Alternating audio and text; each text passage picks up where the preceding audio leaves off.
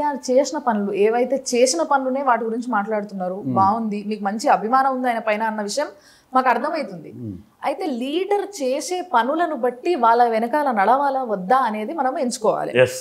మరి ఇన్ని రోజులు తెలంగాణలో ఇంత పోరాటం చేసిండ్రు, తెలంగాణ జనాలు మీకు ఇంత సాథ్ ఇచ్చిండ్రు, మీ వెనకాల నిలబడ్డారు, అసలు ఇట్లా క్లీన్ చిట్ అంత ఇష్టంగా ప్రేమగా ఇప్పుడు కూడా మేము వచ్చినప్పుడు ఎంతమంది చుట్టున్నారు. మరి అట్లాంటిది శ్రీశైలం నుంచి పోతిరెడ్డిపాటు మన ఆంధ్రాకి నీళ్ళు తీసుకుపోయినరు ప్రాజెక్ట్ వేసుకొని, మరి మనకు రావాల్సిన నీళ్ళు వాళ్ళు పట్టకపోతుంటే మీరు కూడా వాళ్ళు ఎంబడిపోతా అని అంటున్నారు. ఇది ఎంతవరకు న్యాయం? అంటే దాని మీద నాకు డీటెయిల్స్ తెలియదు, కానీ ఒకటి నేను రఫ్ కౌంటర్ ప్రశ్న వేస్తాను. మన నాగార్జున సాగర్ శ్రీశైలం నిండిన తర్వాత నీళ్లు సముద్రంలోకి ఎన్ని పోతున్నాయి? చాలా నీళ్లు సముద్రంలో అవుతున్నాయి. సముద్రంలో పోయే నీళ్లను పోతిరెడ్డిపాటికి డైవర్ట్ చేస్తున్నారు, అంతేగాని మన నీళ్ళని తీసుకుపోయి పోతిరెడ్డిపాటికి ఇస్తలేరు కదా. ఇరిగేషన్ మీద నాకు పూర్తి అవగాహన లేదు, డీప్గా కూడా లేదు, కానీ రఫ్గా చెప్తున్నా నేను. సముద్రంలో మొన్న వర్షాలు వస్తే శ్రీశైలం నిండింది, నాగార్జున సాగర్ నిండింది, కిందున్నాయన్నీ నిండినాయి. మొత్తం నీళ్లు మన ఈ ప్రాజెక్టులు ఉన్న నీళ్ళ కంటే 3 రెట్ల నీళ్లు సముద్రంలో కలిసాయి. మరి ఆ పీరియడ్ నీళ్లను ఆ టైం నీళ్లను పోతిరెడ్డిపాడుకు అక్కడ డైవర్ట్ చేస్తే తప్పేంటిదని నేను అడుగుతున్నాను. ఈ ఒక్కదాని గురించి మీరు ఎక్స్ప్లెనేషన్ ఇస్తుండ్రు, కానీ క్లియర్గా దీనికి ముందు మనకు తెలిసిన ముచ్చట ఏంది? చాలా నీళ్లు అంటే మన దగ్గర అసలు తెలంగాణలో నీళ్ళు అనేవి ఏడ కనిపించకపోతుండే మనకు సరిగ్గా.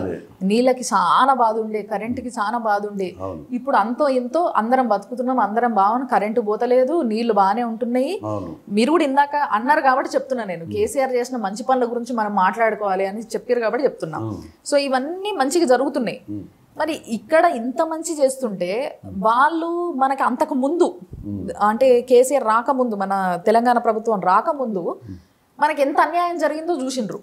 చూసిన తర్వాత కూడా మీరు మళ్ళా నేను అటే పోయి నేను పోరాటం చేస్తా, వాళ్ళ సైడ్ నుంచే నేను రాజ్యసభకి ఎక్కుతానంటే కొంచెం ఎక్కడో అన్ఫేర్ అనిపిస్తుంది సార్.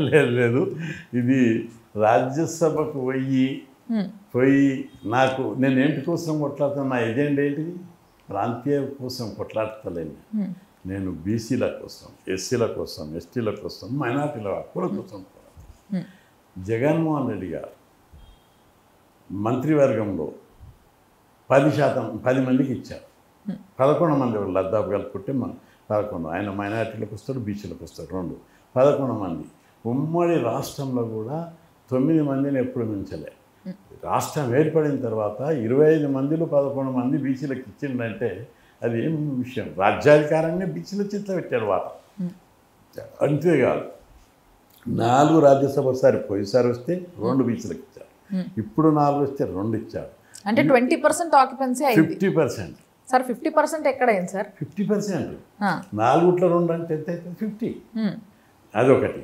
అన్నిటికంటే గొప్ప విషయం ఏమిటి ఆయన లోపల నచ్చిందంటే పార్లమెంటులో బీసీ బిల్లు పెట్టారు. స్వతంత్రం వచ్చి 74 ఏళ్ళు అయింది. ఈ దేశంలో బీసీల నాయకత్వంలో పనిచేస్తున్నటువంటి పార్టీలు 9 ఉన్నాయి. డిఎంకే, అన్నా డిఎంకే, పిఎంకే, రెండవది రాష్ట్రీయ జనతాదళ్, సమాజ్వాదీ పార్టీ, బీఎస్పీ, అప్నాదళ్, ఇంకోటి నితీష్ కుమార్ ఉన్నటువంటి జనతాదళ్ పార్టీ, ఇవన్నీ బీఎస్పీ, ఇవన్నీ ఉన్నాయి. ఈ పార్టీలన్నీ కూడా నేను 30 ఏళ్ల నుంచి ధర్నాలు చేస్తున్నా. ప్రతి నాయకుడిని గెలిచాను, ప్రతి పార్టీని గెలిచాను, ప్రతి ఎంపీని గెలిచాను. పార్లమెంటులో మీరు బీసీ బిల్లు పెట్టి బీసీలకు ప్రజాస్వామ్య పద్ధతిలో జనాభా ప్రకారం వాటా ఇవ్వాలి, అసెంబ్లీ పార్లమెంట్ ఎన్నికల్లో రిజర్వేషన్లు పెట్టాలి.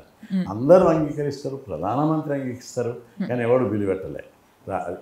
జగన్మోహన్ రెడ్డి గారిని కలిసా, మీరు పార్లమెంట్లో బీసీ బిల్లు పెట్టాలి, వెంబడే నిమిషాలు కూడా లెక్క చేయలే.